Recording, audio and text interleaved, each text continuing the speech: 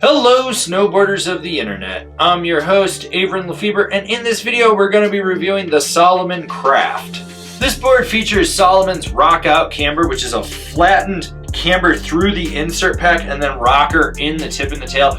Basically, it's Cam Rock 2.0. This is going to give you the load and snap of traditional camber with the ease of entry in and out of turns, as well as more optimal pressability on rails and butters. This board is available in 150, 153, 155, 158, 157 wide, 160 wide, 162 wide. I rode this board at Copper Mountain on a sunny bluebird day with warm temps, zero wind. There was firm, fast corduroy, pressed down, chundery corduroy, lumpy snow, slush, slop, kind of a mix of all spring-like conditions, and I rode it with my Rome Black Label bindings and my K2 Thraxis boots.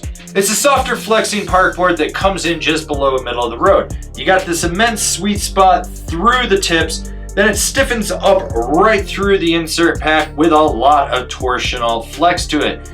Now, if you're hoping for stability, throw that out the window. This thing flaps like a bird about to take flight at high speeds. Those nose and tail are just going, hello, I'm gonna fly away, and you're gonna feel everything underfoot. In really rutted out, lumpy mashed potato snow, you're getting bucked around, so keep those knees bent. Basically, like I said, if you thought it was gonna be stable, it's not.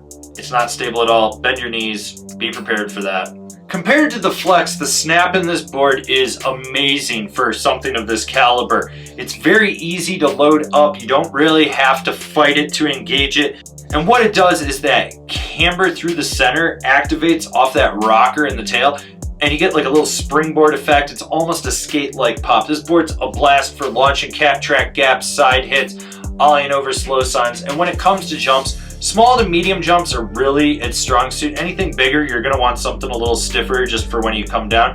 But this board will pop off the lip with ease. It does well in the air. If you don't want to pop and let the lip throw you, you still get a little bit of snap out of the tail just from that little woo pop, and it's good.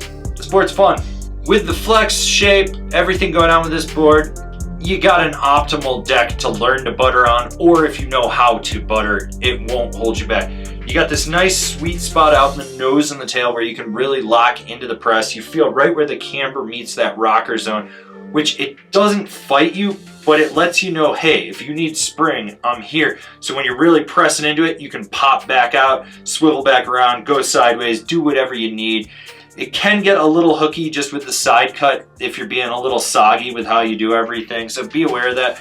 And when it comes to jibbing, like I said, that sweet spot in the nose and the tail, that's where you want to get your weight situated, and that's where it's just going to press, and it's going to hold, and it's going to look good, and then you're going to get that spring from the camber out of the end of the feature. It's great. When you go sideways, you got so much flex there. It really hugs right around the board. I mean, if you come down in disaster, it's going to clap out.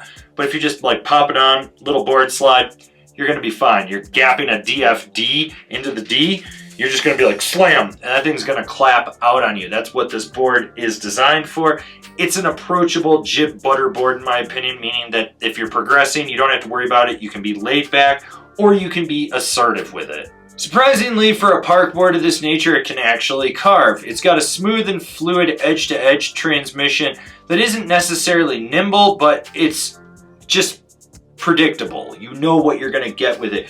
You don't really steer it out at the contact points. You steer it more underfoot, just where that camber section comes down to the rocker. So underfoot to just slightly past it. And that allows for a little bit more ankle steering. You don't have to drive it as aggressively. Now, if you do want to drive it, you can flex that back knee into the center of the board, really push into that camber section. And what's going to happen is that's going to activate that tail rocker, and that's going to give you a little more spring out of the turn. Overall, this board's easy to carve with. It's approachable. If you want to lay a trench, you can. If you want to just do quick setup turns, you've got this. You don't really have to worry about it. Who's this board for? The price-conscious park rider that wants a softer flexing freestyle board with a little bit of snap. This board never disappoints. I think people overlook it in the Salomon lineup just due to the price point, or because they're pushing the Villain, the Sleepwalker, the Huck Knife, and the Craft just sort of sits there like, hey, I'm still a good ride. And with that said, it's got snap, it's playful where you want it, it's powerful if you absolutely need it. It's a board that you can just go out and have a blast with. Comparable boards, the Rosnell Retox, the Nitro Cheap Thrills, the Capita Pathfinder. Binding recommendations, the Salomon District, the Rome Vice. This has been my review of the Salomon Craft. Do you agree? Do you disagree? Do you own one? Are you going to buy one? Leave me a comment down below. Let's have a conversation about this snowboard. If you're new here, remember to subscribe, click the bell, get those notifications. That way you're not missing any of the videos we got coming out for all you snowboarders of the internet. And if you really like what we're doing over here and you want to support us further, swing on over to Angry Snowboarder VIP and become a member. Sure, I could tell you more here, but I got a video over there that explains it so much better. As always, I've been your host, Avran LeFeber, and I'll see you in another video.